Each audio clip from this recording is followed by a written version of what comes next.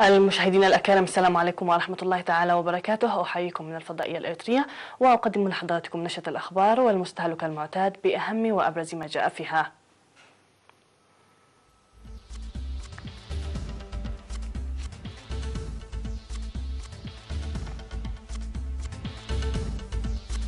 تقوية المحاكم الأهلية في الإقليم الجنوبي.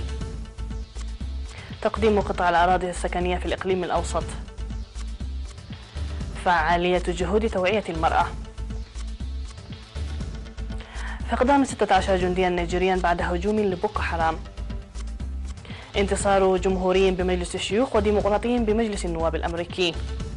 ولا اتفاق بعد على انسحاب بريطانيا من الاتحاد الأوروبي بسبب أيرلندا.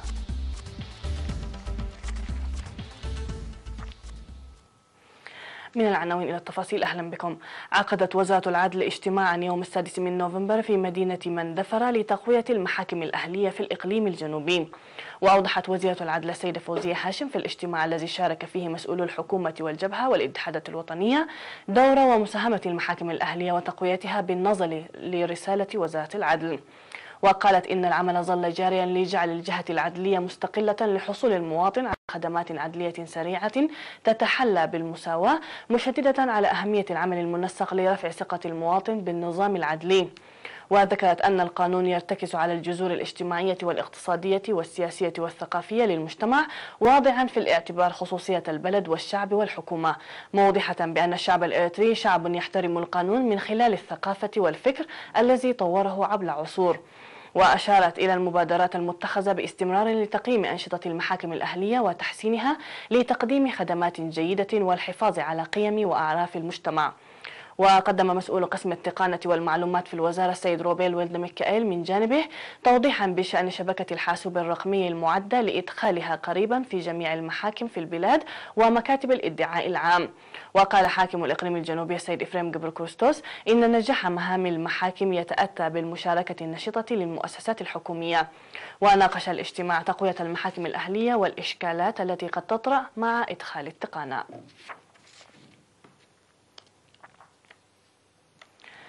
تم تقديم قطع الأراضي السكنية التيسة لأكثر من 6,000 مواطن بينهم 2254 امرأة في الإقليم الأوسط في الأشهر العشرة الماضية.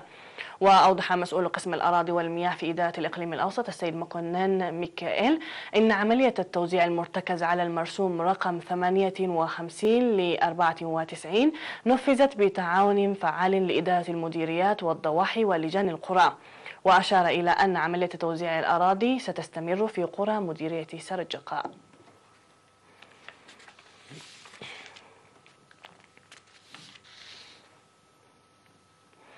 أعلن الاتحاد الوطني للمرأة أن الأنشطة والبرامج التي أدخلها للارتقاء بوعي المرأة في جميع المجالات تسهم بدور دافع في المستويات الاجتماعية والصحية والاقتصادية. وقال مسؤول الخدمات الاقتصادية في المكتب المركزي للاتحاد السيد اسمروم غويتأوم إن التعبئة التي جرت في جميع المناطق بما فيها النائية لمكافحة العادات الضارة والأمراض المعدية ساعدت للدفاع عن حقوقهن. وأوضح بأن مقاطعة التعليم من أهم معوقات تطور المرأة، مشيرا إلى أن الاتحاد يقوم إلى جانب توعية المرأة بتحسين الحياة الاقتصادية للمرأة عبر إقامة البنوك الريفية في الأقاليم وتقديم قرض بحوالي 47 مليون نقفة ل14 ألف امرأة. وذكر حملات التوعية التي قام بها الاتحاد في أوساط الطالبات لمكافحة العادات الضارة وزواج القاصرات والأمراض المعدية.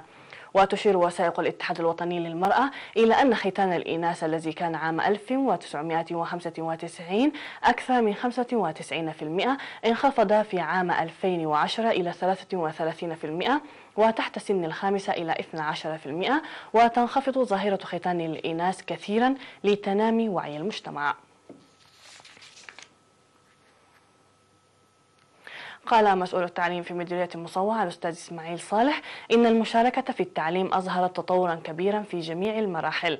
وأوضح في التقرير الذي قدمه في الاجتماع الذي عقد يوم 5 من نوفمبر أن مشاركة الطلاب ارتفعت في المرحلة الابتدائية بنسبة 3.2%، وفي المرحلة المتوسطة بنسبة 4.3%، وفي المرحلة الثانوية بنسبة 9.1% مقارنة مع العام الماضي، داعيا لتقوية العلاقة الثلاثية بين المعلمين وأولياء الأمور والطلاب لمزيد من النتائج. وأوضح الأستاذ إسماعيل عن الوعي المتنامي لأولياء الأمور في المجال التعليمي مع وجود بعض التقصير لمتابعة أبنائهم، وأشار إلى ارتفاع النجاح بنسبة 3.1% في امتحانات الشهادة المتوسطة، وانخفضت النتيجة بنسبة 6.7% في امتحانات الشهادة الوطنية للصف الثاني عشر. وحث الاجتماع لمواصلة تأهيل المعلمين والتوعية لرفع المشاركة ومساهمة أولياء الأمور وتقديم تعليم الكبار بانتظام. هذا وتوجد في مديرية مصوع 26 مدرسة من رياض الأطفال وحتى المرحلة الثانوية، ومدرستين و6 نقاط لتعليم الكبار. نظمت وزارة الصحة بالتعاون مع الإدارة والشركاء الآخرين دورة تأهيلية ل10 أيام شاركت فيها 123 امرأة من مديرية مندفرة لمكافحة الأمراض وضمان صحة الأسرة. وتضمنت الدورة أسباب وتأثير مرض الإيدز وسبل مكافحته والأمراض التناسلية الأخرى ورعاية الأمومة والطفولة وأهمية إصحاح البيئة لصحة الأسرة. وأوضحت الممرضة محرت حجوز أن تنوير المجتمع في المجال الصحي مهمة تخص الجميع، داعية المشاركات في الدورة للتأثير في محيطهن. وأشادت المشاركات بالمحاضرات الصحية المقدمة.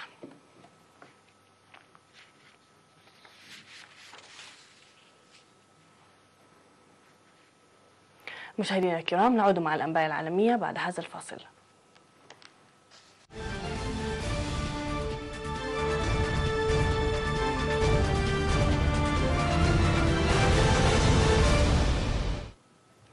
على الصعيد العالمي، فقد 16 جنديا نيجيريا على الأقل إثر هجوم شنه ضد ثكنتهم في منطقة بحيرة تشاد مسلحو جماعة بوكو حرام، على ما أفادت ميليشيات ومصادر عسكرية لوكالة فرانس بريس. وتبنى تنظيم داعش التابع لجماعة بوكو حرام الهجوم، مؤكدا أنه أسفر عن مقتل 15 جنديا من قوة التدخل الإقليمية. من جهتها قالت مصادر عسكرية نيجيرية إن المسلحين وصلوا على متن عدة شاحنات وهاجموا قاعدة عسكرية وسوقا محليا في بلدة كوكاوا، مما أجبر الجنود على الانسحاب من المعسكر لوقت وجيز. وقتل أكثر من 27 ألف شخص في شمال شرق نيجيريا منذ بداية تمرد بوكو حرام في 2009، وأدى التمرد إلى نزوح حوالي 2,000,000 شخص.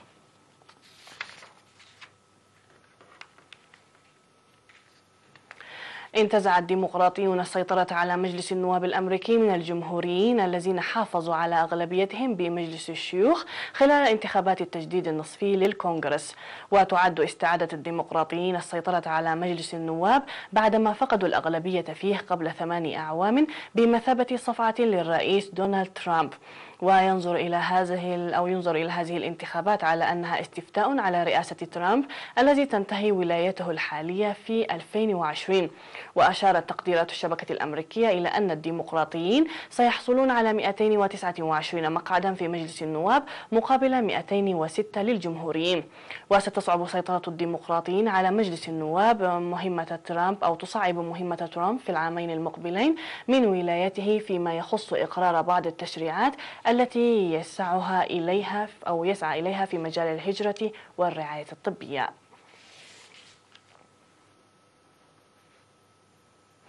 قالت بريطانيا والاتحاد الأوروبي إن الاتفاق على انسحاب بريطانيا من التكتل يلوح في الأفق لكنه لم يكتمل بسبب خلافات بشأن الحدود الأيرلندية. وقال كبير مفوضي الاتحاد الأوروبي ميشيل بارنيه إن الاتحاد يعمل على تحسين عرضه بشأن إجراء طارئ لإبقاء الحدود الأيرلندية مفتوحة بغض النظر عن تبعات الانسحاب، لكن ينبغي أن يكون ذلك قابلا للتنفيذ. وتود بريطانيا والاتحاد الأوروبي أن تظل الحدود بين أيرلندا العضو بالتكتل وأيرلندا الشمالية في المملكة المتحدة مفتوحة بعد الانسحاب.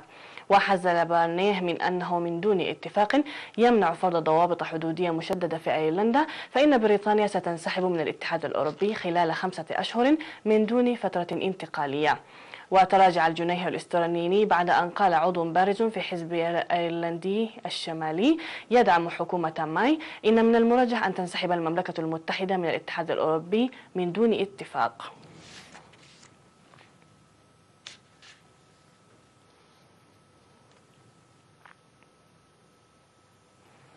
عرضت روسيا والصين للمرة الأولى في معرض دولي للطيران مجسما لطائرة عريضة البدن تعملان على تطويرها، ستكون منافسا قويا لعملاقي الطيران بيونغ وإيرباص. والطائرة الجديدة هي عبارة عن مشروع مشترك بين شركة الطائرات الموحدة الروسية ومؤسسة الطيران المدني الصينية، وتقدر تكلفة المشروع الروسي الصيني المشترك ب20 مليار دولار. والمجسم يطابق النسخة الحقيقية من الطائرة المراد صنعها، حيث يتضمن مقصورة وصالة ركاب مقسمة إلى 3 مناطق، وتم إضفاء لمسة من الحضارة الروسية والصينية على التصميم الداخلي للطائرة. ومن المخطط أن تتسع الطائرة ل 280 راكبا، وأن تكون مخصصة للمسافات البعيدة، حيث سيكون بإمكانها تنفيذ رحلات لمسافة 12,000 كيلومترا، وهذا يضعها في منافسة مباشرة مع بيونغ 787 وإيرباص A350. ويفترض أن يبدأ تسليم الطائرة بعد 10 أعوام. وانطلقت الثلاثاء في مدينة شواي بمقاطعة غواندونغ جنوب الصين فعاليات المعرض الدولي للطيران والفضاء، وتستمر حتى يوم السبت، ويشارك في المعرض كبرى شركات الطيران العالمية.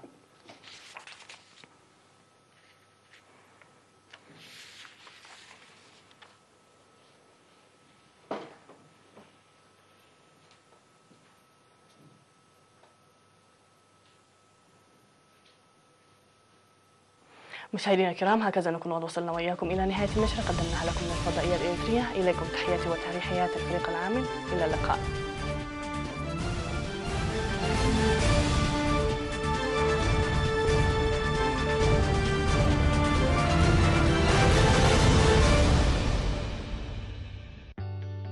حبريتان تخاتلتي أجلجلوت تلفزيون إرترا أب أستراليا نيوزيلاندن أغربي أجلجلوت ساتلايت بزقبرو ظلم معراي أب نيوزيلاندن أستراليا نتركم تعذبتي أجلجلوتنا راديو تلفزيون كتكتاتلو صنعكم مسمار غير سلزلو بزي صعب حدش مسمار كتكتاتلونا كم تدخلوا نحبل فريكونسي 13500 بولاريتي فيرتيكال سيمبل ريت 22.5 FEC 43 تقدم حجي تقلقلوا صنعكم مسمر كساب مودات حدر معرض حدش مسمر كسرح ونتخونه دحر حدار قم كعد صوم خانو نحبر منستري زينا.